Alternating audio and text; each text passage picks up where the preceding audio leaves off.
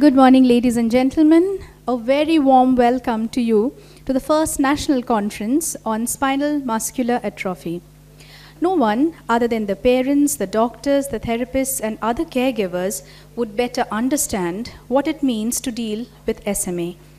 This is the first step that have been taken at the national level by Peerless Hospital Kolkata and Cure SMA Foundation of India to hold the conference with the best faculty across the medical fraternity, the therapists, and the parents themselves. May I welcome you once again and wish you a pleasant journey throughout the conference. May I now go on to the first session. May I invite Professor Dr. Kalpona Dotto. Please put your hands together for the President of West Bengal Academy of Pediatrics of Neurology. Madam, you're invited on stage to please chair the session. May I also invite Dr. Orijit Chattopadhyay, Consultant Pediatric Neurologist, who has been participating in many ongoing clinical trials in neuromuscular diseases. Thank you, Chairpersons. Hello.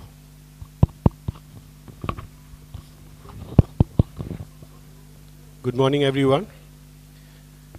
I would like to first of all welcome all of you on behalf of Dr. Dotto and myself on this wonderful day. It's exciting times for a lot of people. This is the first such conference that is being organized in India, the first national conference on SMA, and I'm sure a lot of hard work has been done by a lot of people without naming anybody. All those involved in Cure SMA India, and of course a lot of support from PLS Hospital as a whole. So without further ado, I'd like Dr. Dotto to introduce Dr. Sanjukta De. Good morning, everybody. First of all, I would like to thank the organizers for giving me the opportunity to share this such an important event, the first national conference on the SMA. And the speaker is Dr. Sanjukta De. She is a diploma in child health from the Calcutta and from the London, DNV Pediatrics, MRCP UK, and child health diploma allergy, FRCP. And she is a clinical director, Department of Pediatrics, Neonatology, Peerless Hospital. She will be talking on areas of interest in pediatric asthma and allergy and spinal muscular atrophy. Dr. Sanjukta, please.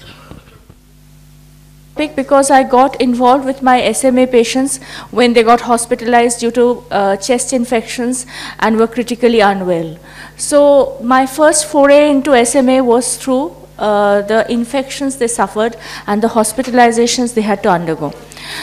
I'm sure all of you know about the types of SMA, which is type 1, 2, 3, but I will not go into the details of it. Type 1 being the most severe and presenting in infancy, and type 2 presenting later on in life.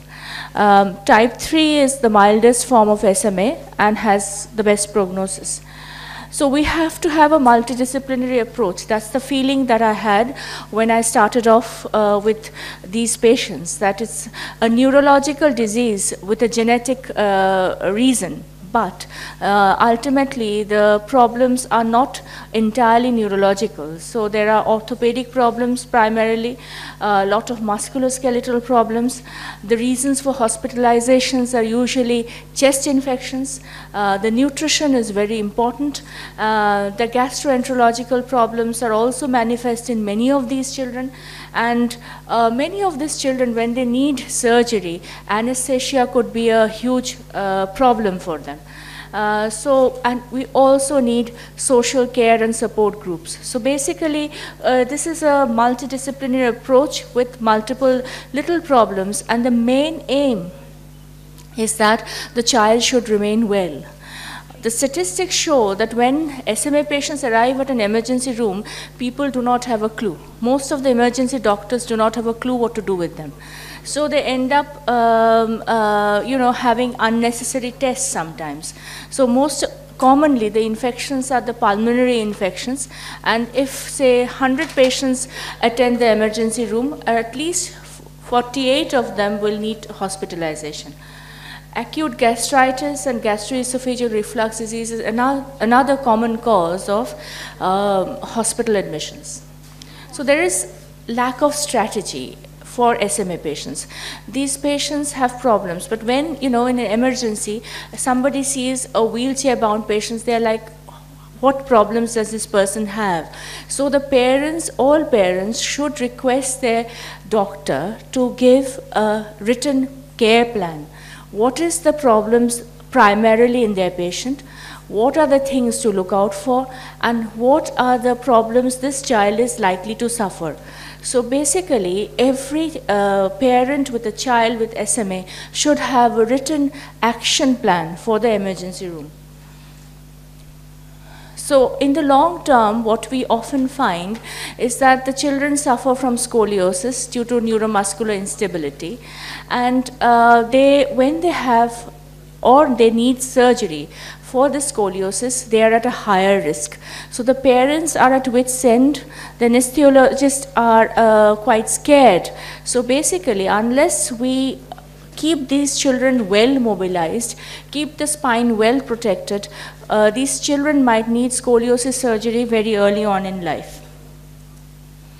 So what are the chronic management goals for a SMA team? Because we have created an SMA team in Peerless Hospital, at the request of my patients' parents, the Cure SMA group, we went ahead and had a SMA clinic. And what do? We try to improve sleep patterns, normalize oxygen saturations and CO2 levels, facilitate care at home, have a plan for illness, decrease the burden of illness on families, and we try interventions for airway clearance. So the primary aim is to decrease hospitalizations and PICU stays. So we all know that SMA children have weak breathing. So that gets weaker with age because of the muscular problems.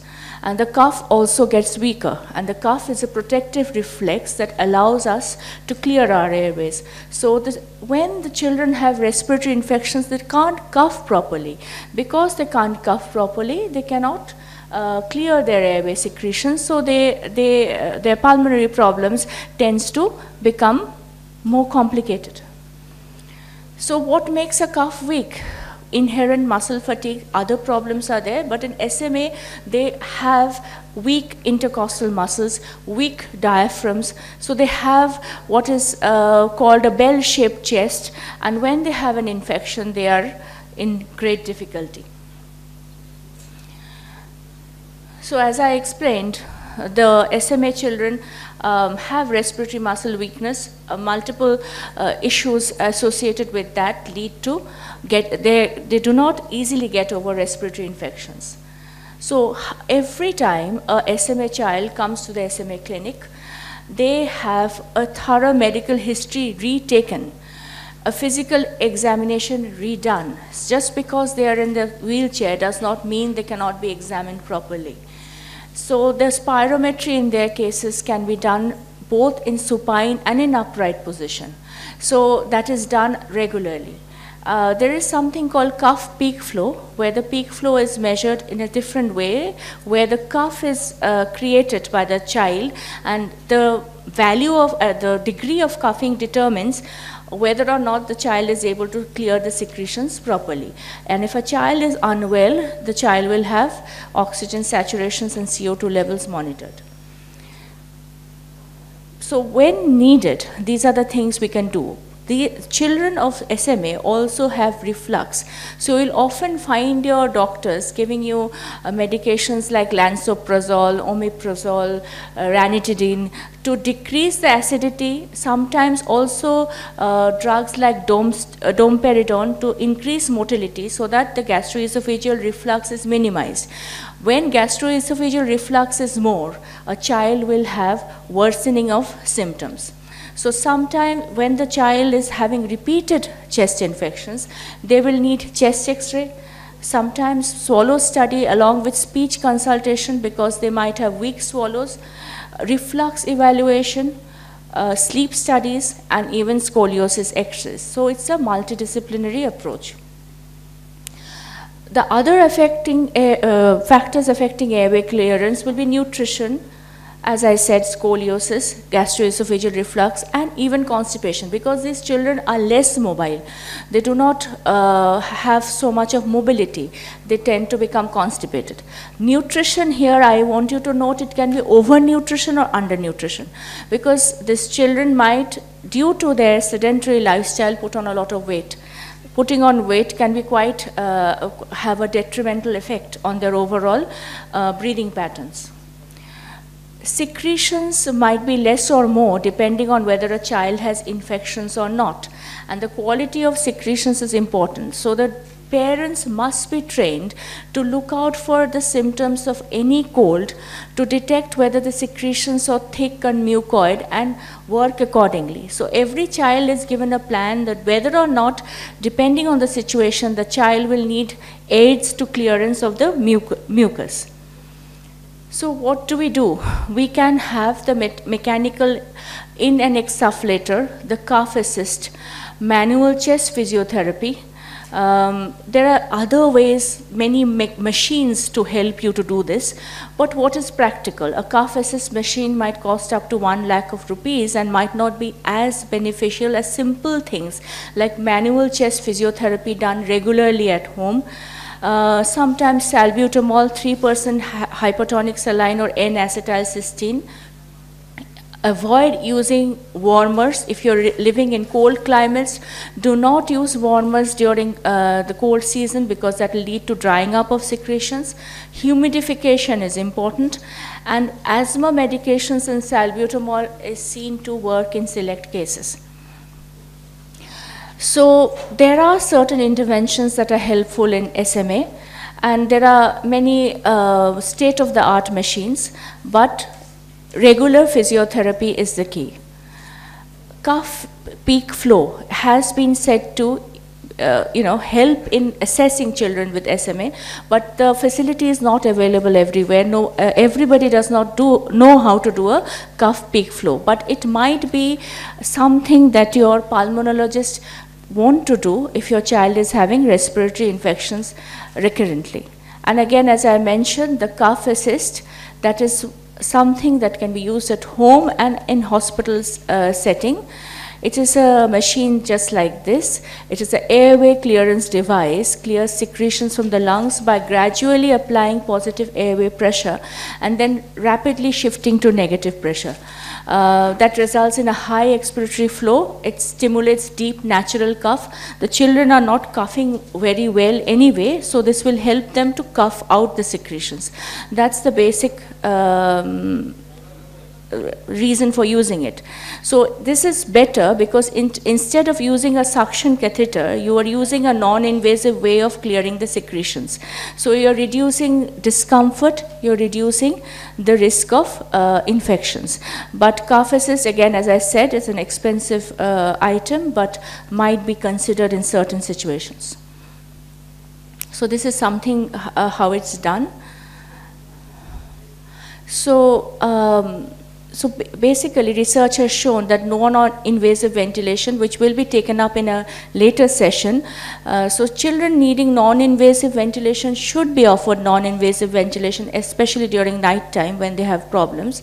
And regular physiotherapy with these cuff assist devices do have a better outcome. Common cold is not common in SMA patients, so don't underestimate infection with a lot of secretions, high fever, because these children go to school, they will be picking up the common viral infections, and because they have increased secretions, worsened swallowing functions, weakened cough, and their ability to clear their secretions is not so good. So a common cold can land them up in hospital. This is the commonest reason for landing up in hospital. And, we have to be really very vigilant, the parents, so that the common cold symptoms are treated very well. So how to treat the common cold? So avoid good hydration, suctioning, don't allow the secretions to dry up, and you can use cuff assist maneuvers if necessary. Judicious use of antibiotics where needed. Treat the worsened muscle strength. The patient may require non-invasive positive pressure ventilation both during sleep and during daytime. So things you to do at home. So keep a pulse oximeter. You have those pulse oximeter. Though the very small children, the pulse oximeter readings might be erroneous, but it's good for the parents to have a pulse oximeter. So, and aids to help in airway clearance. So ask your doctor what to do and a plan for when your child has a cold. So another problem with SMA children is nutrition. So they have, when they come for these SMA clinics, we routinely do their anthropometry as well as possible. We get a dietitian to review them. We do their 25 hydroxy vitamin D levels. We also, when necessary, consider bone scans. Well, that's very much later on. For older children, lipid profile, fasting blood sugar, and postprandial blood sugar is important because they have impaired metabolism and are more prone to develop diabetes later on in life. This is something very important to keep in mind. So they also might suffer from hyperlipidemia also. So lipid profile, fasting blood sugar, postprandial blood sugar, this is very important to keep at least a yearly check on that. And obviously 25 hydroxy vitamin D levels should be judiciously monitored and the supplements taken properly. And as I said, bone density scans are important later on, and constipation should be addressed. So as I said, so the child should have a diet chart, and with that also an amount of fluid they must take, when they are having a diarrhea or dehydration, because any electrolyte imbalance in these children might cause greater problems than the other children who do not suffer from this condition. A diet rich in fiber is important. Adequate calcium and vitamin D intake is very important. So a diet chart is needed to be provided. In select cases, when feeding and swallowing becomes a problem, we also can think of nasojejunal or nasogastric feeding. So oral feeding along with nasojejunal or nasogastric feeding might be an option for the children who are having real problems with reflux and feed intolerance. And in cases where there is problems with obesity and reflux, even Nissen fundoplication has been suggested. Now, unlike other neuromuscular diseases like Duchenne, cardiac involvement is not so important in SMA. I mean, it is less, which is a good thing. So 1/4 of symptomatic bradycardia in type 1 patients is found due to autonomic dysfunction. They usually do not have cardiomyopathy early on in life. That is one important thing, but in cases you're finding that in regular checkups there is a problem, you need to go for an echo, but not routinely as we do for DMD patients. So endocrine, as I mentioned, endocrine system dysfunction, pancreatic dysfunction and alteration in glucose metabolism and diabetes is a problem, especially with older children, especially with children who have put on weight. And there is increased secretion of leptin for these children in on all the types of SMA. So hyperleptinemia leads to obesity. So, you know, this is a vicious cycle. The more obese they become, the more problems they have with sleep, the more problems they have with obstructive sleep apnea, and the more problems they have when they have a respiratory infection. So when you have a child who is acutely ill at home, you do the airway clearance, you continue with the physiotherapy, you have a provision for suctioning and oxygen, make sure the nutrition and hydration is maintained. Antibiotics are used after consultation with doctor and not by an older prescription, please.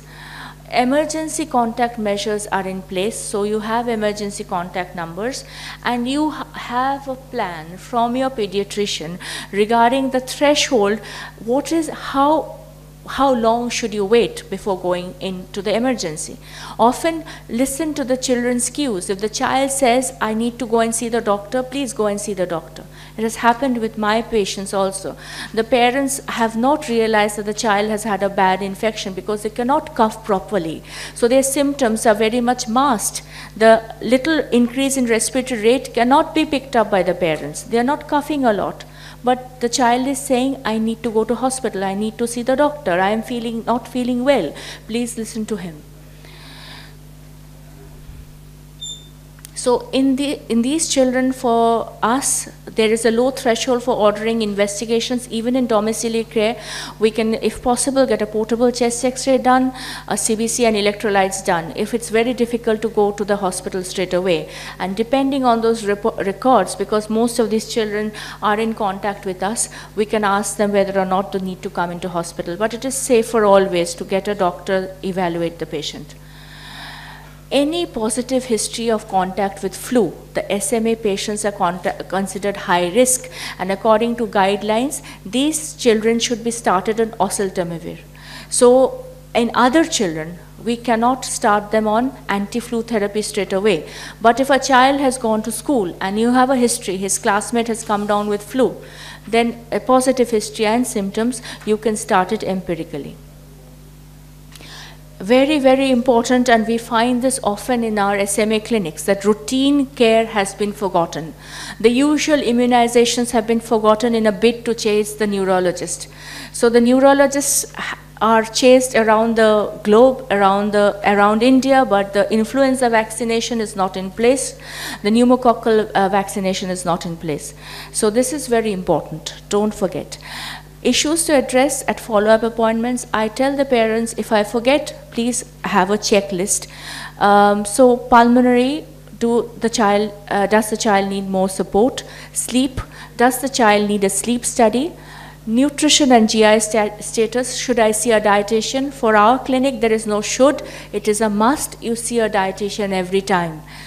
Are my shots up to date? So all the vaccinations are also checked. So we actually need a huge multidisciplinary healthcare team. So as we do, once in 3 months, a visit is planned. The basic team members are the pediatrician, the pulmonologist, the developmental pediatrician, the spine surgeon and orthopedics, the physiotherapist, and the dietitian. And when necessary, we ask for other tests.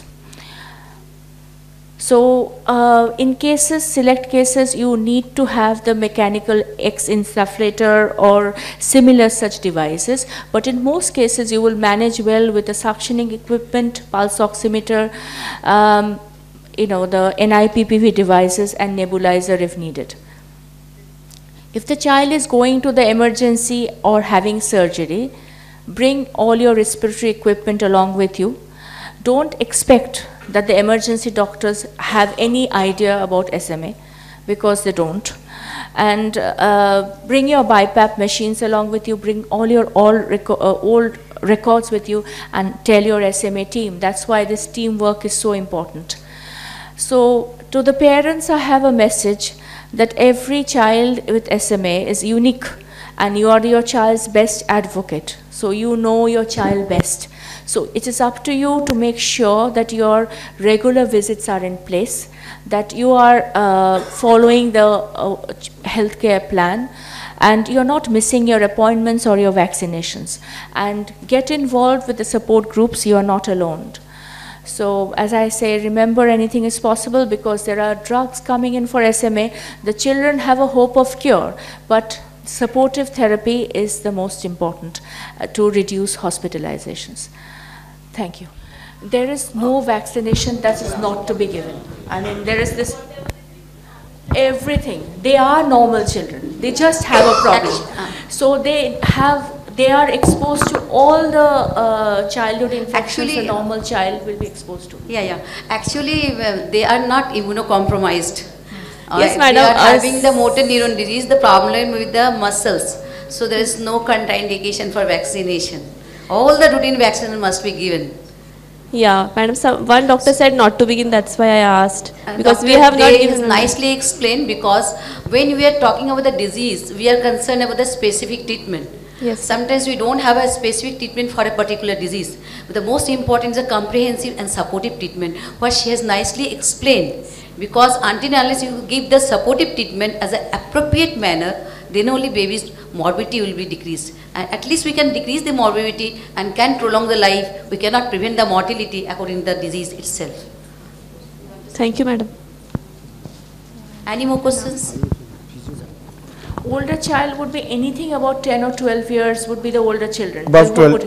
Absolutely. Because, you know, there is no strict definition. But as you grow into 12 and you go into pre-puberty, and then into adolescence and the hormonal changes start coming up, then other multitude of problems come. But the glucose intolerance, the problems with lipids usually come at an older age group, say above 18, 19 years. But you should be absolutely cautious from the age of 12 so that you reduce all the other factors that might lead to that later on. So you said it's like it starts from 12 to 18 is the 18 12 is to the 18 deadline. you have the pre-diabetic, pre-problem phase. Once you have the problem, then you are in the problem. So what I'm trying to say is you preempt the problem, you anticipate the problem, and you reduce the obesity, monitor the nutrition, all this from an age of 12 into 18 when they're going through adolescence. Because along with hormonal changes and bodily changes and mental changes, as will be explained later on, the eating pattern also changes, their sleep pattern changes. So all that, they go through stress of going through puberty, and also seeing other children not having the same problems as they have. So at this stage, the eating habits also change. The sleep disorders come in. So by the time they're 18, things can go out of hand. So if you start at an early age, you know that you have to do something before things go wrong. Okay, thank you, ma'am. And one more thing, a word I may be not able to pronounce it well. Hyperlipidemia. Hyperleptinemia? Yeah, exactly. Leptin is a hormone. Hyperlipidemia. So it's an increase in lipids in the blood, increase in cholesterol. Cholesterol, you know, increase in cholesterol, that might lead to fatty liver and other problems. Well, basically hypertriglyceridemia. So triglycerides increase, cholesterol increase. You hear it often in older adults. But here in younger adults, this can also be a problem because of our eating patterns, our dietary patterns. Because they don't tolerate high intake fat. So fat intake in them should be modified because of sedentary lifestyle. Fine, thank you, ma'am. Thank you very much. Okay, if there is no more questions for this session, we will conclude this session. Thank you. May I please request Professor Dr. Kalpana Datta to please felicitate our speaker, Dr. Sanjukta Dey. Please put your hands together. Let the morning cheer up. The speaker of this morning is being felicitated, Dr. Sanjukta Dey, Clinical Director, Department of Pediatrics, Peerless Hospital. She has been working tirelessly for this project and also for the SMA clinic, Peerless Hospital. Thank you so much, ma'am. May I please request the felicitation of our chairpersons, Dr. Kalpana Datta and Dr. Orijit Chattopadhyay, please.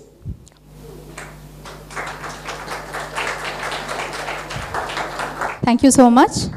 I will request Dr. Kalpana Datta to please be seated because you are there in the next session also, madam. May I now call upon Dr. Anne Matthew, Consultant Pediatric Neurologist from Bangalore. Good morning, parents. This is a message I wanted to share with you. As you will find in the souvenir later, that many of the major stakeholders in neuromuscular diseases have congratulated this conference. And this is Dr. David Byrne, President of Association of British Neurologists. And he has written to say, because we wrote to him, so many thanks for your letter. On behalf of the Association of British Neurologists, I send congratulations on the first national conference on the spinal muscular atrophy and wish you every success in developing optimal care in this important field. Best wishes. Along with his messages, he also sent another congratulatory messages, which I'm not reading out now. So this is very important because others, as you will see and read in the souvenir, have reiterated that even in first world countries, dedicated SMA clinics are lacking. Dedicated neuromuscular clinics are lacking. They are there in tertiary centers, but not available to everybody very easily. So hopefully we will have more SMA clinics and more centers providing multidisciplinary care to the children. Thank you. I would request Dr. Anne Agnes Matthews to come and deliver the lecture. Next speaker, Dr. Anne Agnes Matthews. She will be talking on areas of childhood epilepsy, neuromuscular. Am I audible? So I think my colleague as a chairperson, Dr. Arijit Chatterjee, please come to the dais. And Agnes Matthew, who I've known for at least 15 years. She's at the moment working in Bangalore at the St. John's. She graduated from the St. John's Medical College, and she did a higher training in neurology, pediatric neurology in UK. She's a fellow in pediatric neurology and fellow in epilepsy, also a fellow in pediatric stroke and neuromuscular disorders. She's a very, very keen person who follows all the neuromuscular problems. She's very active in all the parent groups relating to neuromuscular disorders.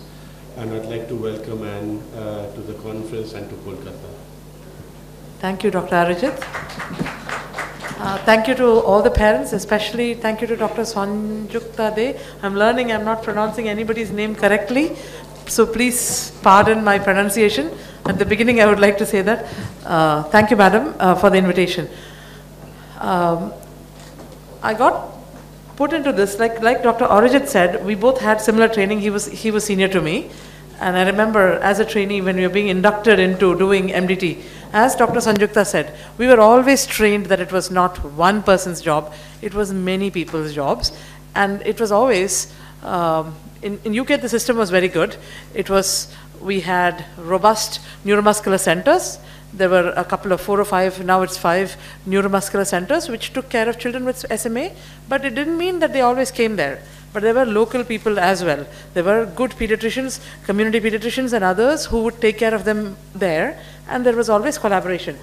It was easier there because you just wrote letters, it was all documented. Here we don't have the collaborative system yet. It would be nice to have. The person who I would like to thank first was my first patient in India. They're somewhere here, Mrs. Maumita and her family. When they first came, it was a bit of a challenge for me. And because in UK it was all there. I tried to do the same thing, but it was very difficult. And then at that time it became easier with time. Because we were, okay, tell me who is your pediatrician. They were from Calcutta. So even now we make it a practice of, call the pediatricians, Dr. Papia is also here. Make it a point, that's how I know some of your doctors here, because we make it a point to call them and say, this is your child, I'm seeing your child. And I've called Dr. Sanjukta many times like that with other patients as well and said, this is what I'm seeing, what do you think? Let's do this together. And that's how it went. So with regards to this talk, I have 25 minutes, isn't it? 25 minutes? Yeah, 25 minutes. So please let me know if I'm running out of time. So overview, most of you know most of these things, but just to have a schema of things that we're doing. We already know what this disease is about. I don't need to go through it. It's an autosomal recessive disease, and second most common autosomal recessive disease in childhood. And these are Western figures. We don't have Indian figures.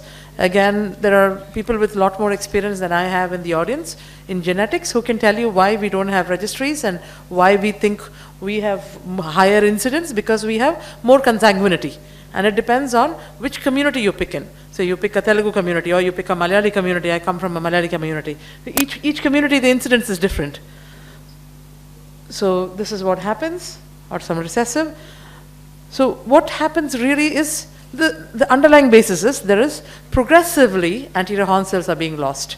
The survival motor neuron, that protein is very necessary for the survival of the anterior horn cell, that is being lost. So you have progressive weakness, atrophy. But and consequently you have breathing difficulty because your breathing muscles are involved. Somebody in the audience asked a good question about, vaccinations. This is where we have to work together. This is where the pediatrician should not give an opinion without the neurologist, and the neurologist should not give an opinion without the pediatrician. It goes both ways. And so is it for the physiotherapist. So is it for everybody working with rare disease. It is not one doctor's opinion. And then as parents who are dealing with children who have rare diseases, it is a battle. I'm sure people, stalwarts like Mr. Prasanna will tell you that you would have to, like Dr. Sanjukta said, you have to be the advocate of your parent. You need to know what is the plan for your child, and you cannot move. If the doctor says, you can kindly, politely say, no, this is what is written. This is what is said, plan made for my child.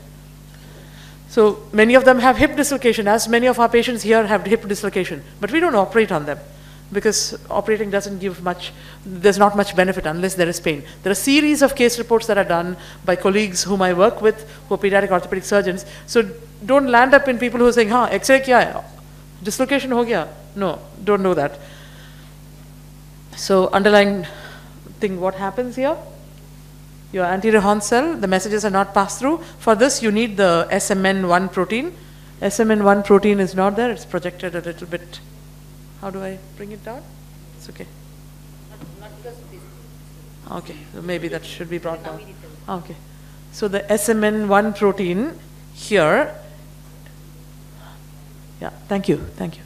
So the gene is expressed, and you have the mRNA, and the full length, the protein is, a fully functioning protein is produced. The same way, the SMN2 gene too can produce this protein, but it is so inefficient in making it that only 10% of it makes protein. Most of the other thing is truncated. So all of the therapies that we have at the moment are surrounding this thing of trying to make this existing thing, forget that it has got a splice site in the wrong place and make more protein. So there are lots, so SMA is not as straightforward. There are a lot of other complicating factors. Like most things in medicine, what doctors know, what scientists know about diseases are very little, very, very little. But every year, what we know is getting better. So why we sit and talk about, and why we make things called SOC. I asked this question yesterday, but this is a different audience, I guess. How many of you have heard of SOC? Okay, that's a very motivated. Your parent, doctor? Doctor. I'm so sorry. Okay, so then doctor is not applicable. Parents, how many of you have heard of SOC? One, very good. Who else? Would you like to explain what is SOC? You're absolutely right, Mrs. Alpana. It's very, the reason I asked Mrs. Alpana to say this again is, this is what, it's our job. It's not very glamorous. Actually, it's not very glamorous. This is what gets missed out, and this takes a lot of time, and it takes collaboration between everybody involved. The SOC, the standard of care, and this, in the absence of absolute cures, or even cures that are not satisfactory, we want Spinraza, we want Zolgensma, we want all of those things. But even if tomorrow somebody says, Tathastu, you got it, we're not ready for it. We don't have SOC. We don't have logistics and infrastructure in place. So we need to have all of that. So we need to, while waiting for that, fight for it. As a parents in your community, you're quite inspiring that you have all come together and you're doing this. But while you're doing that, help your doctors. So Dr. Sanjukta and team are doing a good job, but we need more people like that. We need multiple small units in other places. And it's not rocket science. It's just protocol-based medicine. It's one disease. It can be done. Yeah. So what happens in SMA? This is normal muscle. And the normal muscle has got a nice polygonal shape, and this is what happens when enough nerve impulses, the normal motor neurons are not working, impulses are not firing, so you get abnormally, some are very big and some are just atrophic. So this is just a quick scenario. Many times we see this and often it is tragic. A small baby, this was a baby who was recently admitted in our hospital. Not admitted under me. One of the hospitals I used to visit is a pediatric hospital. So I wasn't asked as a neurologist. It came to pediatricians because it was a baby who had a pneumonia and was ventilated. Routine scenario, everyday scenario. And on ventilation, an astute postgraduate noticed that this is the bell-shaped chest that the previous doctor was speaking about, Dr. Sanjukta was speaking about. So completely clueless family, a nice family from a village who had come in with hopes that this child would get better, and every day we see children getting better with pneumonia. but this is a small child. When you took the history, because it was 2.5 months, and it was a first-time parent, they did not notice that there was not sufficient head control for that age. Because everybody, when you go for a vaccination, will ask for head control, but nobody will ask for a 2-month-old baby head control.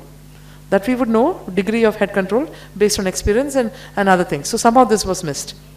But the moment this was thought of, quick genetics was sent, we got a quick turnaround, we got it in a few days, and it was not treatable. At that time it was not treatable, as it's still most of the times.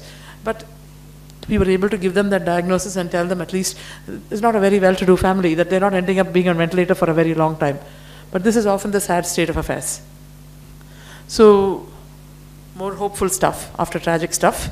Hopeful stuff, this is as of last night or early morning this morning.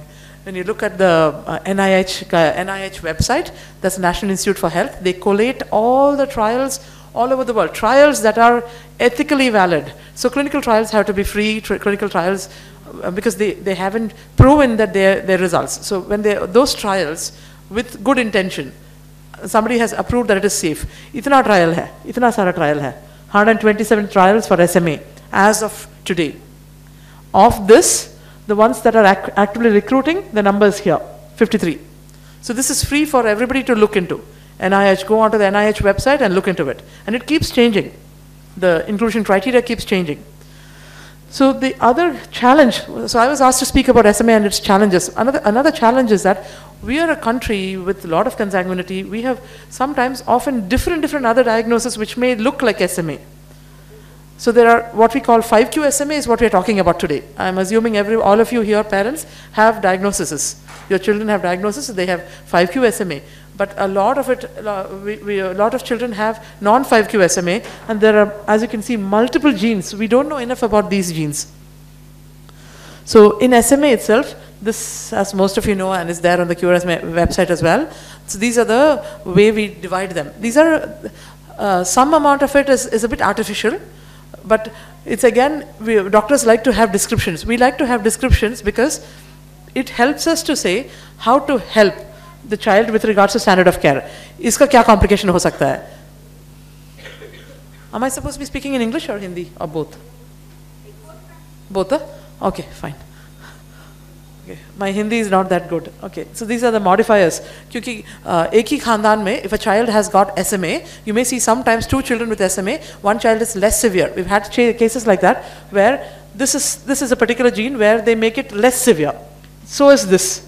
If you have this expressed, SMA becomes less severe, even though if you have only got 2 copy numbers and things. I will come to that a little bit. So it's very complex. So people like Dr. Dipanjana and all the geneticists here would know more about it. Dr. Arijit and me are just doctors, just clinicians. We're not there for that, but some of it we know because we know that it has an impact on how we treat children, how seriously we take things. Like one of the parents asked about the vaccination. The same thing, as Madam was telling here, they're not weak. So this was a thing that was surprising. In London, when we were training, we didn't see children dying of SMA2. So if you see in this, it says lifespan, variable, SMA2. It doesn't say less than 2. It doesn't say less than 3. Or it doesn't say less than 10. So I used to find it very surprising when I came to our country and I've had patients. I remember one of the first patients I saw. It was a type 3 patient who were walking. Parents were teachers. I think they are also part of Cure SMA now. And they were told, they were brought out for exam cases in a medical college. And the neurologist there, they were told that, no offense to my neurology colleagues or anybody, even pediatricians, I mean, in the medical fraternity, they were told that you have SMA, ghar jao. That's it. You're not going to get better. But they only had SMA3. And little bit of salbutamol, and that child improved a little bit, not much. Just a little bit meant that she could lift a pot, like, what do you call for pot? A pot, pani bharne ke liye, kyunki wo village mein rehti thi. That made her happy. I don't know why anybody would be happy lifting a pot, but she was happy with it. So, but they got hope, and they, Mr. Prasanna knows as well, newspaper mein bhi aaya because she got some rank and all those things. Brother and sister both have the same thing. But these are simple things. We hardly make much difference. But these small differences make a difference in quality of life. So, so the point here was this variable thing. most places in developed countries with good standard of care, children can do whatever. We know our SMA children are very, very clever. They're very smart. They can do whatever. Their brains are absolutely fine. They can do whatever they want. Yes, maybe they're on a BiPAP machine, but they can still go to university. They can become scientists. They can do fashion designing or food or whatever. So, some challenges. I think this is a challenge in India. I don't know if you would agree with me. Perception of disability. Being a woman in some cultures is disabled, isn't it? You're not allowed to drive. I'm lucky I'm in India that I'm allowed to go alone, and so I'm not disabled. If I were in another culture, I would be disabled because of my gender. I'm wearing glasses. I'm not disabled. I'm just myopic. Yeah? So I think it's a lot to do with how we perceive disability as. So often the problem as doctors, when we are trained to cure, and when we are not able to cure, cure and treat are two different things. We want to fix things, and often it doesn't work. I don't think anybody would say this man was a waste. Yeah, I think, would everybody agree with me? Most people know who he is.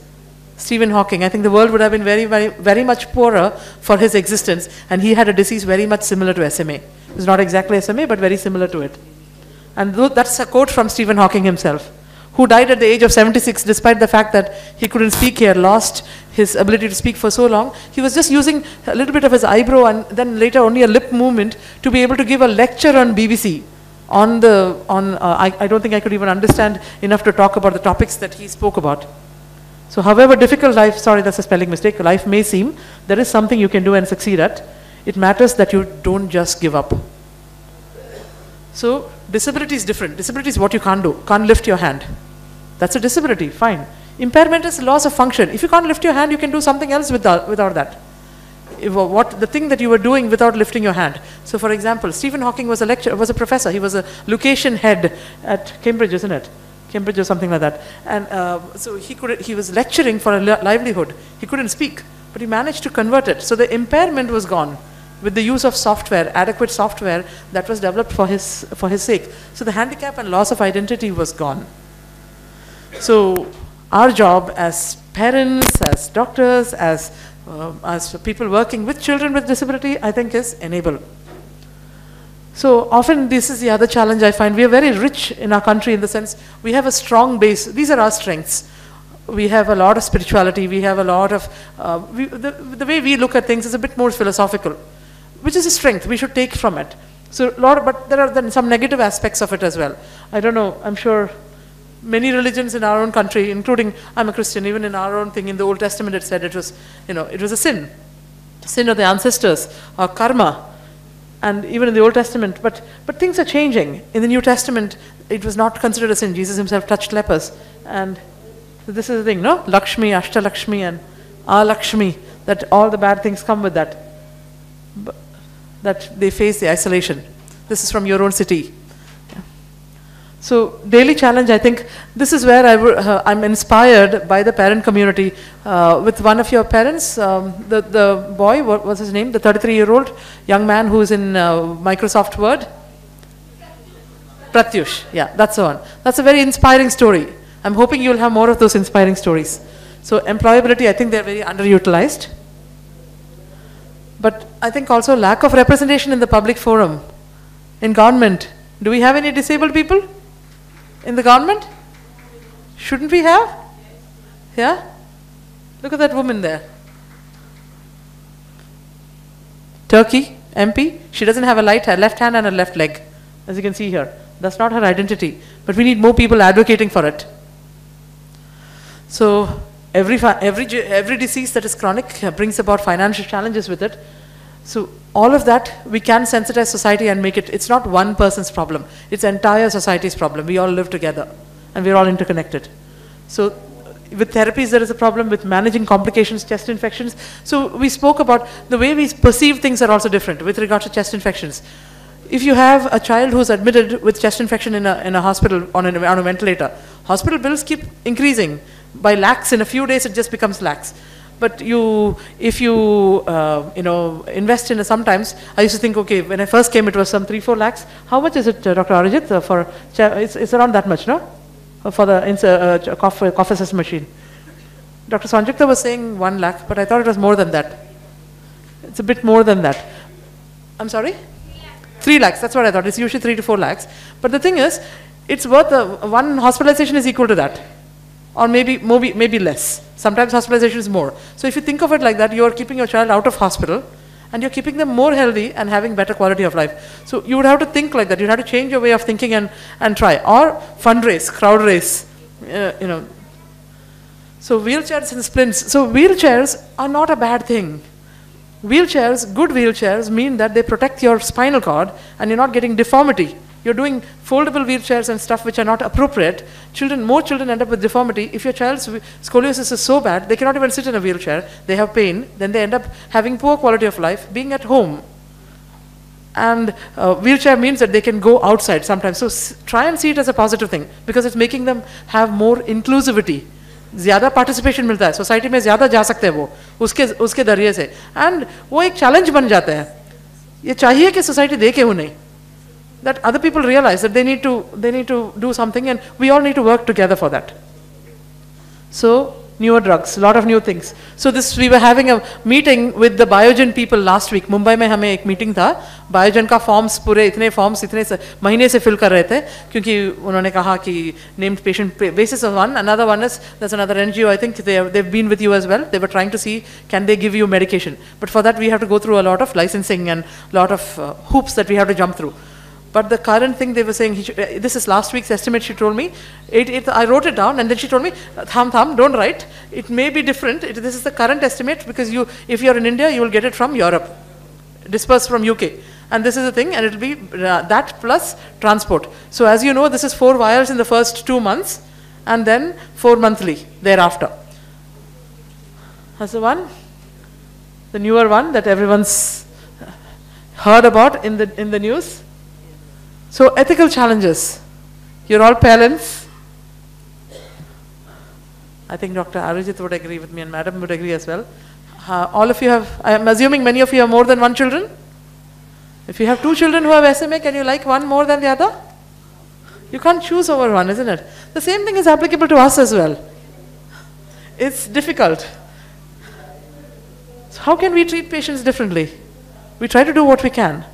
So meaning, so this is from many of our friends are giving nusinersen and Spinraza, and it is heartbreaking from their side as well. Initially, when trials were there, on compassionate basis, they got few vials. After that, if it stops, it's terrible. And then again, at other times, if a family somehow you manage to get funding and you start, and then midway through it's over, what do you do after that? You can't look up. So these are all big dilemmas.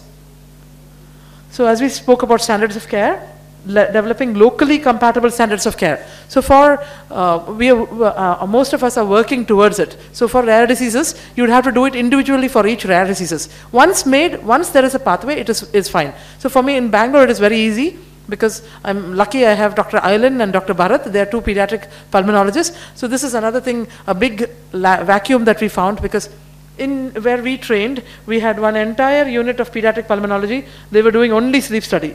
Sleep study was different from pediatric pulmonology. Sleep hypoventilation ka hi separate specialist tha. So you could aankh band karke, you could trust them to do things. So those who are doing the coughing, your chest infection recurrent is different to those doctors who are doing ventilation. Those who have experience in non-invasive ventilation.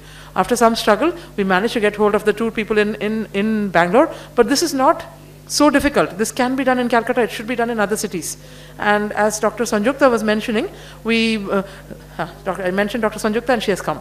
So as she was mentioning, this is all about preempting stuff and making sure that, so many times when they have recurrent chest infections, they can be preempted if you make sure that they're not hyperventilating. Sometimes it may be as simple as adenoid, आपने सुना होगा tonsils and adenoids बड़े होते हैं, सब बच्चों के बड़े होते हैं. सबके tonsils निकलने की ज़रूरत नहीं है. So first few years, usually naturally by 6 years, वो खड़ जाता है. But the thing is, for an SMA child, if it is causing sleep hyperventilation, then it might be worth it removing it. But this is a complex decision. So Madam mentioned about fundoplication and gastrostomy. We used to always sit down and have meetings, care pathways, and the boss was, not the neurologist, was Ruth Barrett.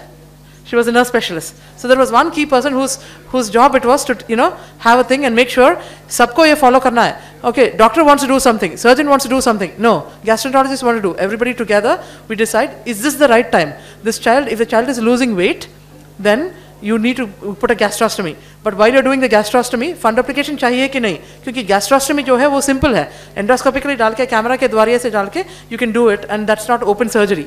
But अगर fundoplication नहीं किया, तभी क्या होता है? There are complications. You put the gastrostomy, you feed the stomach. If the valve is not working, you are increasing the chance of chest infection. So these are complex. But most children got them there. We too should reach a stage where we do it, but it should not be taken on a whim. It should be MDT decision. So this is the consensus guideline that most people are familiar with, but this is the 2007 guideline from Wang et al. Okay, fine. So these are the current guidelines. They are freely available even on CureSMA website. So this is part 1 and part 2 of the website, of the guidelines, and it says respiratory care. I think we've covered most of it. So role of vaccination, sometimes your doctor may decide that आपको एक antibiotic plan है. आपको alternative day antibiotic लेना है, that you don't end up getting chest infection. That depends that your pulmonologist makes a plan with your pediatrician and your neurologist. So GERD, gastroesophageal reflux, can add to it as well. So vaccinations, I think that's already been answered. So dietary monitoring. When we see children who are very thin, we're worried about GERD, but we're also worried about sleep hyperventilation.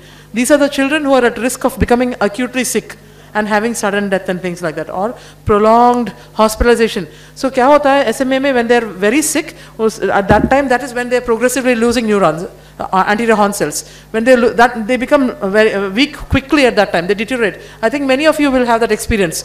First 2 years of life, you have one infection and बहुत महीना लगता है better होने में. So many people have that experience. So contractures, stretching, bracing, all of these things are important. So functional mobility. Even if a child can't walk, standing gives protection to the spine, and it helps in scoliosis care. So the challenge is unique to India. We have a lot of good specialists, people who are with good training and things, but we have lack of regulation. So things happen in a very crazy fashion sometimes, but probably because we're still developing. We have a lot of potential. We're a very young nation. So stem cells and things like that, I hope people are not going behind that, but you all seem like a very educated audience. So as we said, higher degree of consanguinity, economic disadvantage. So diversity is there, but unity and collaboration might be the answer. So I would like to end with this slide. Am I in time? Thank you so much, ma'am. May I request the felicitation of our guest faculty by Dr. Arijit Chattopadhyay, please. Thank you so much. Okay, so we've got another message from a very important person coming up. Dr. Professor I.C. Verma, Ishwar Chandra Verma, who is the father of genetics, as far as I know, in India. He's a professor based at the Gangaram Hospital in New Delhi and has been so for several decades. So he's a very well-known father figure in genetics in India, has done a lot of work and trials, and is still an active person. So we'd like to hear him address the meeting.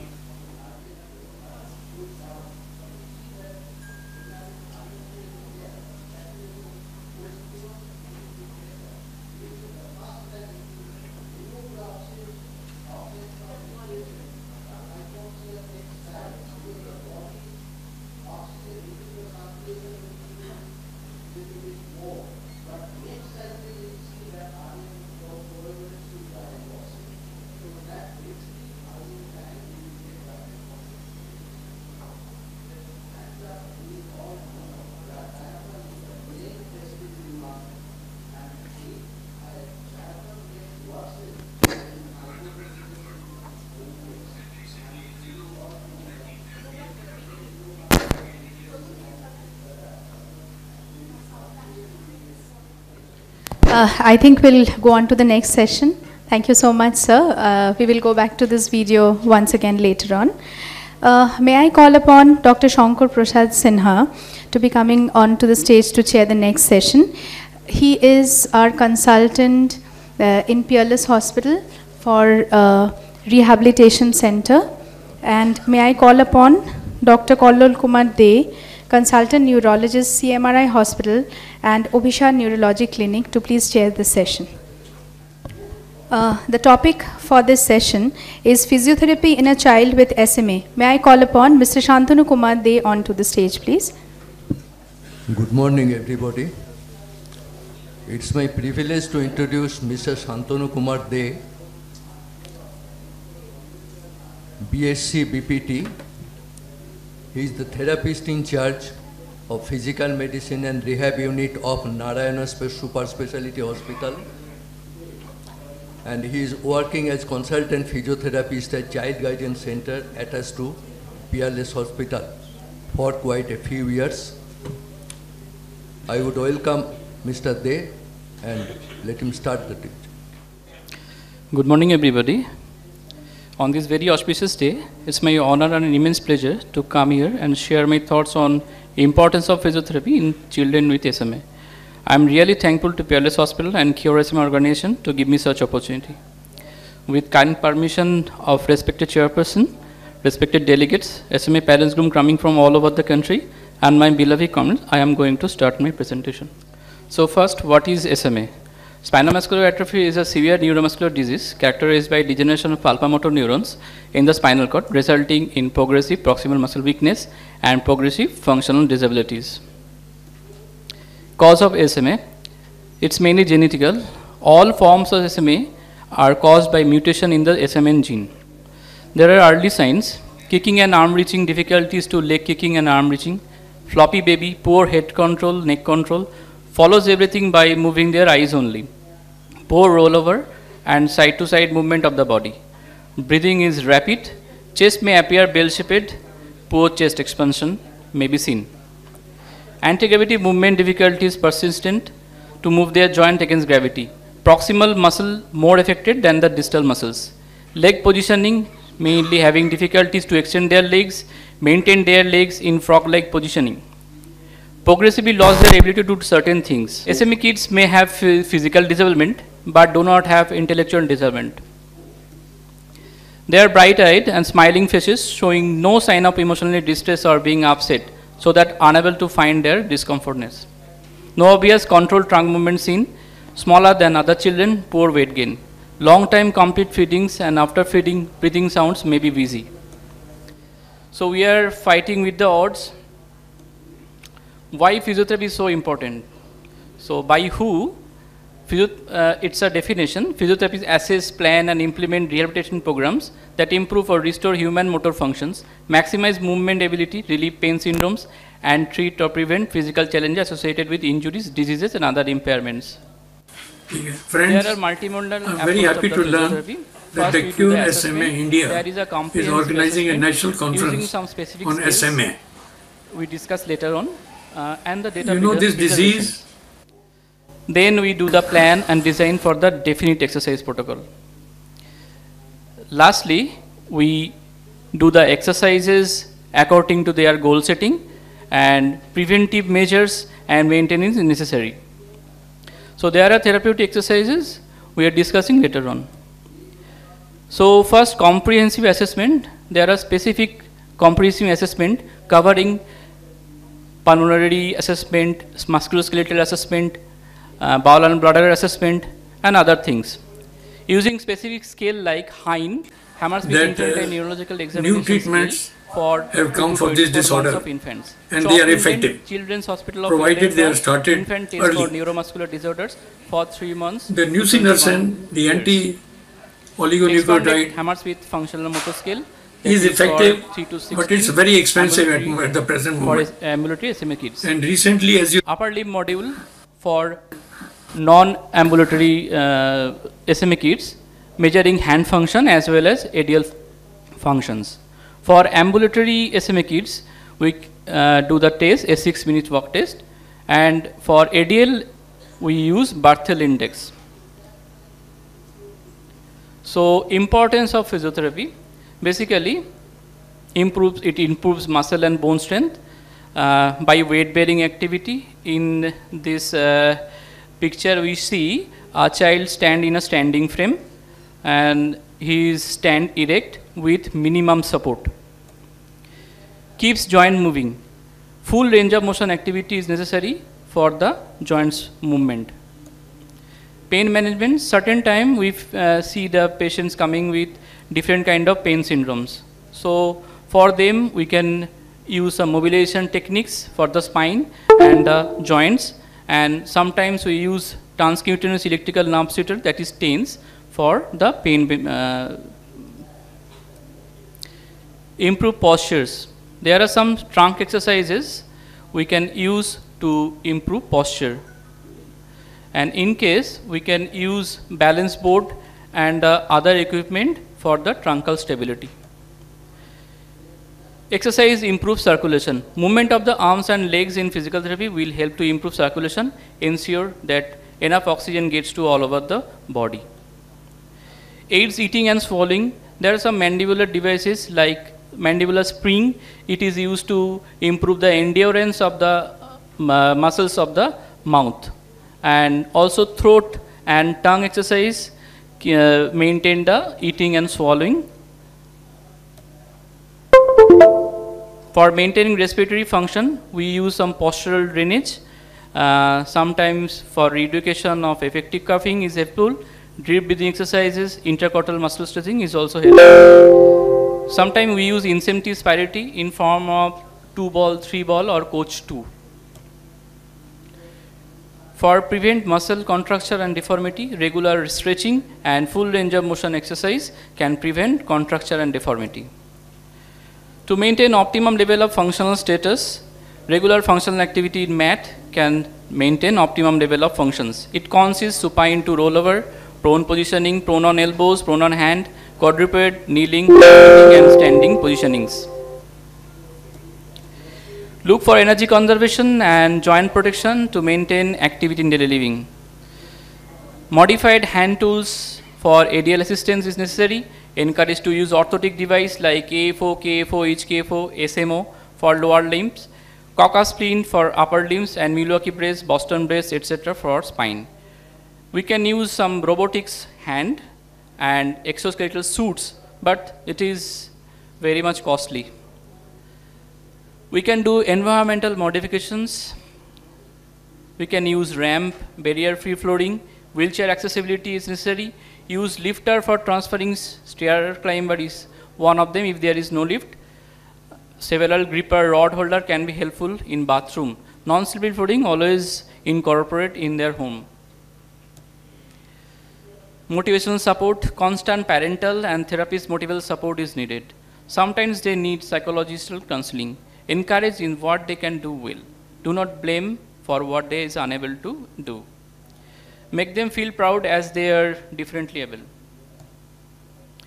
There are some different physiotherapeutic approach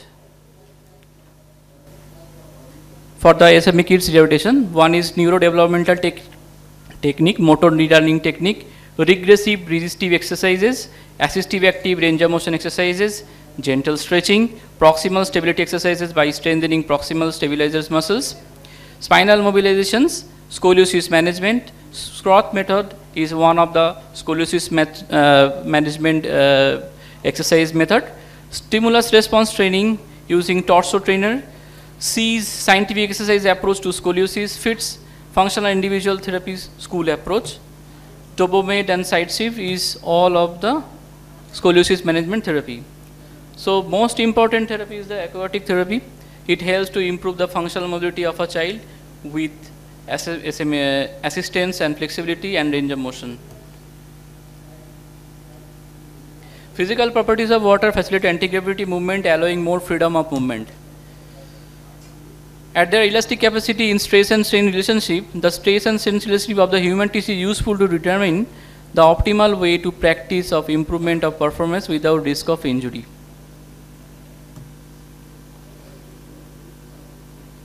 So I am doing a hydrotherapy with a child, and it's called Hollywick approach.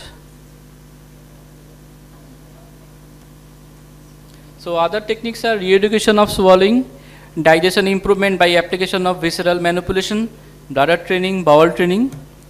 Therapeutic equipment and material useful for SMA kids are cuff assist machine, that is Acupala. It's not very much expensive. Pulmonary hygiene maintenance spirometry, what I said earlier. Airway clearance vibrator vest, it is also not very costly. BiPAP nebulizer can be applied. There are some machines like Hoyer lift or patient lifter, Roho seat cushion, wheelchair manual or motorized can be useful. Robotic arm motorized exoskeleton stool I told earlier.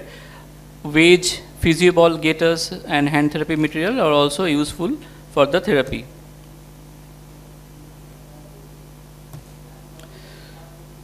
Conclusion.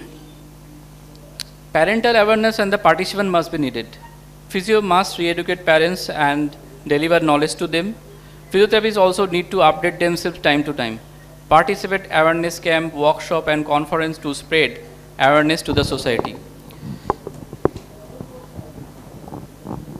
So I'd like to conclude in this manner that all of you are coming here for the awareness, and I hope this small presentation can help you to better understand of SMA and the physiotherapy importance. Thank you so much. Spinraza and other things, obviously physiotherapists should play an increasing role, because improvement in the motor milestones is one of the things that we measure when we give a new treatment. I think we would like to hear from the audience, from the parents dealing with the SMA children every day, if they have any question. I think we are running late, so at least we can have 3 questions from the audience. Please go ahead and ask him. Anything you want to get discussed or focused by a physiotherapist? If there is no question, then I would like to ask you something. Is that, you know, this is a condition which is genetic, disabling. Obviously, parents are frustrated as well. So you are a physiotherapist, you are dealing with their children, frustrated parents, and they have high expectation that physiotherapy would make a big difference. So how do you manage in practical life their expectations? First of all, sir, I ask them to know the disease properly and their disease's progression and what a physio can do to him or her. So basically preventive measures and the maintenance necessary for the children. We cannot do magic by doing the physiotherapy for this kind of children, but constant motivation and the awareness by sharing thoughts, sharing knowledge, that will help for them. I think so, sir.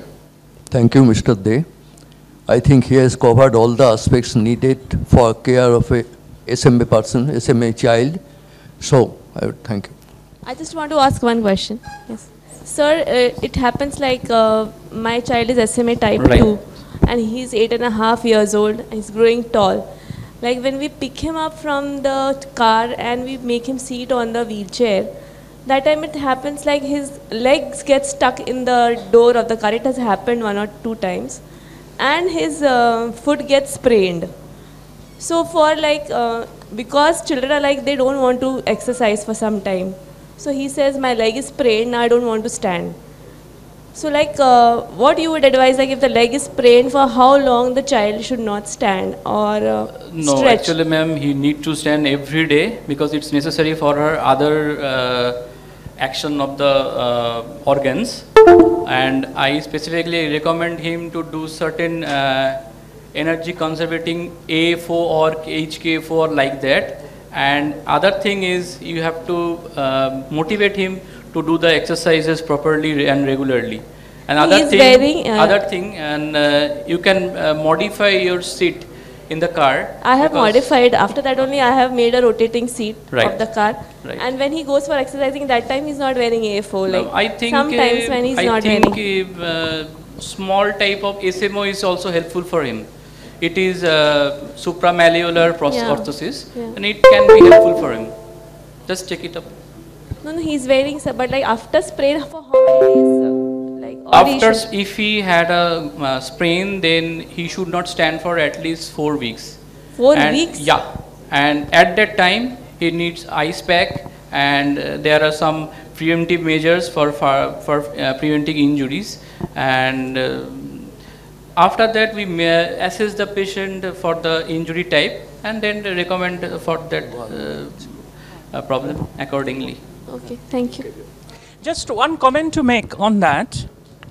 I think you have to consult your orthopedic surgeon or pediatrician along with the physical therapist. But sometimes we have to look beyond the sprain and getting in and out of the car, because the little ones sometimes don't want to get the physio done.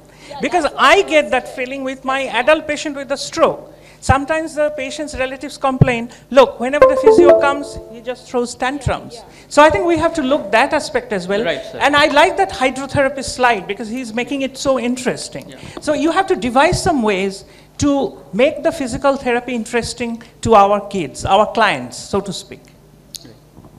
Dr. Shantanu, actually, we parents have more questions, but considering that we are running short of time, we are lagging behind, maybe we can connect, Yeah, what would be useful if you can tweet your comments, question on the Facebook page of Cure SMA India. Yes. Or you can tweet at Twitter handle at Neurology India. Yes, so we would answer. If we don't have the answers, I promise you, we'll get it. We'll consult the experts. Thank you so much. So we'll connect separately. Thank you.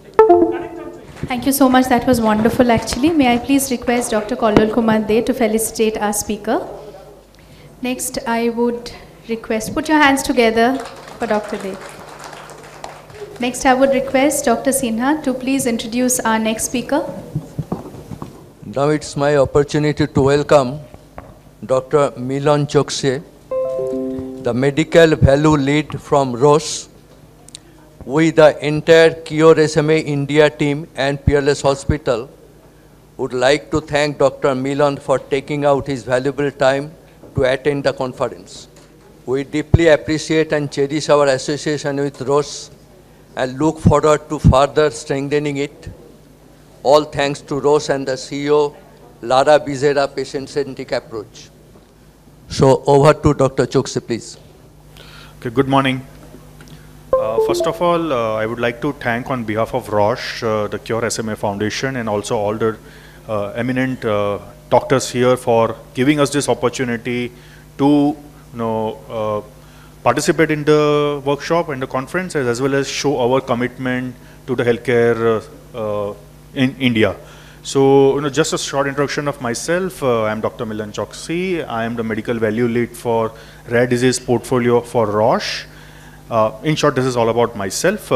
My flow of presentation would be, I'll just throw some light on what Roche wants to do, wants to achieve here in India, and then what Roche has solutions in terms of the spinal muscular atrophy therapy area. Yeah. So this is our vision. The major vision of Roche Healthcare India is that we want to inspire people to transform healthcare in India and care for every patient's lives through sustainable and innovative solutions. And how are we going to achieve this? So these are our strategic objectives. We want to advance citizens' well-being. How? By ensuring that we provide each and every citizen of the country to have healthcare access and also have access to Roche's products. How are we going to ensure it? We are going to leverage the digital technology, various platforms, various online modalities, and it's really heartening to know that the Cure SMA Foundation is based on Twitter, and it's a very strong media, so we also want to leverage it. Also, by having many stakeholder partnerships in terms with the government agencies, the central funding resources, patient advocacy groups, also within industry partnerships, and definitely our partnerships with doctors associations and physician associations and doctors individually as well. And how are we going to enable it? We are going to enable it by having a patient-centric approach. That's our major motto. This is our operating model. If you look at the center of our operating model is patient centricity. So this is what we talk about. How are we going to impact the lives of patients? That's the question we try to answer each and every day. Regarding spinal muscular atrophy, we have a new molecule in the pipeline. It's still an investigational drug. The molecule name is Risdiplam. Now, this is the current scenario in India. This is as per our survey and the certain prevalence studies that we have got our hands on, that in India there are about 26,000 children suffering from SMA. However, a majority of them have no access to healthcare. So, around approximately around 18,000 of children don't have access to the healthcare. And the rest 9,000 who have access to healthcare, they don't have access to the specific treatment. Most of the treatment is in terms of supportive treatment or palliative care, but a specific treatment targeting the major problems when it comes to SMA is not there, right? So this is the current focus when it comes to SMA management. We have mainly palliative and supportive treatment in terms of respiratory support in form of your salbutamol or antibiotics and physiotherapy and orthopedic support, etc., etc. However, now we are in that phase where there are newer drugs, there are newer therapies coming up. I'll just throw some light on it. These are the newer therapy options for now SMA. We already talked about this. It's nusinersen. It's by the product name Spinraza from Biogen. Basically, it modulates the splicing of the SMN2 gene and makes it functionally similar to SM1 gene, so that more SMN protein is produced. So this is one already available. It's not yet available in India, but in the Western markets it's already available. We already know regarding onasemnogen abiparvovec. It's a gene therapy. It has a viral capsid which introduces the gene which modifies the function of SMN gene in the human body, and it has just recently been approved. It's from Novartis. It was approved in the month of May, that's last month. And then we have a Roche product which is risdiplam. Again, it's on similar lines to nusinersen. The major difference is an orally administered liquid, and again it would be acting on the SMN2 gene. It basically acts by alternate splicing of the SMN2 gene, which makes the production of SMN protein more viable. Yeah, so this is how the mechanism of action of three major therapy options currently that would be available in certain, maybe next 2 to 3 years, even in India. Now, when I'm talking about risdiplam, these are various clinical trials which are currently undergoing for risdiplam. As I already mentioned, it is still an investigational product. It's not approved anywhere else in the world. It's not approved anywhere. We have 4 current trials going on. First one is Firefish. Firefish trial has 2 arms. There's part 1 and the part 2. The part 1 is basically a dose finding study, and part 2 is basically assessing the safety and efficacy. What I have highlighted in blue is the preliminary results from the part 2 of the trial. About 41.2 children. This trial was basically done in children suffering, basically infants suffering from SMA type 1. So 41.2% of the children enrolled in the trial were able to sit without support for at least 5 seconds at the end of 12 months duration of therapy. About 65% of infants were able to sit without any support. About 53% were able to achieve upright head control after 12 months of treatment. And one infant, it's about 6%, was able to achieve the milestone of standing without any support. So these are the certain preliminary reports from the first study, that is Firefish study. The second study is Sunfish study. It's a double-blind placebo-controlled trial. Again, it has 2 parts, and it is done in children and younger adults suffering from SMA type 2 and type 3. The initial results are also, initial results are also out when it comes to Sunfish. Based on the MFM 32 scale, about 58% saw an improvement of at least 3 points improvement on the scale, and 71% saw improvement, and it's about 42% in the age group of 12 to 25 years. So this, the initial results are very promising. They are at par with other therapy areas of interest, right? And also we have 2 more trials that are being currently undergoing. And one is Jewelfish trial. That's an open label exploratory trial in the patient group between 6 months to 60 years of age.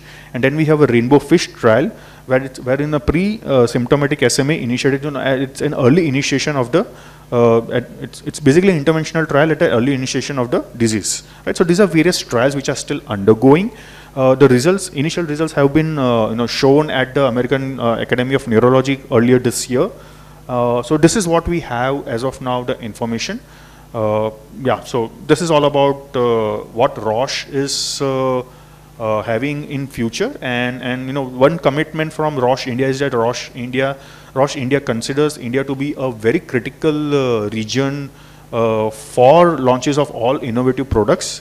one commitment that we have got from our global counterparts is that as soon as we get US FDA approval, we would be applying for the licensing in India also.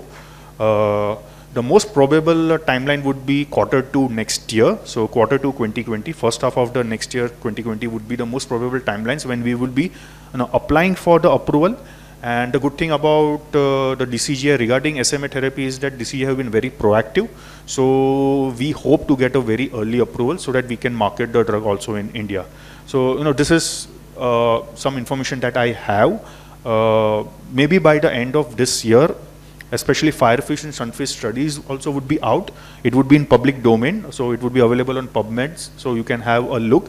Or if you want the study from us, you can approach us also. So we will be happy to provide details about the studies and their outcomes. Yeah. So thank you. If you have any questions, I'll be happy to answer. Yeah.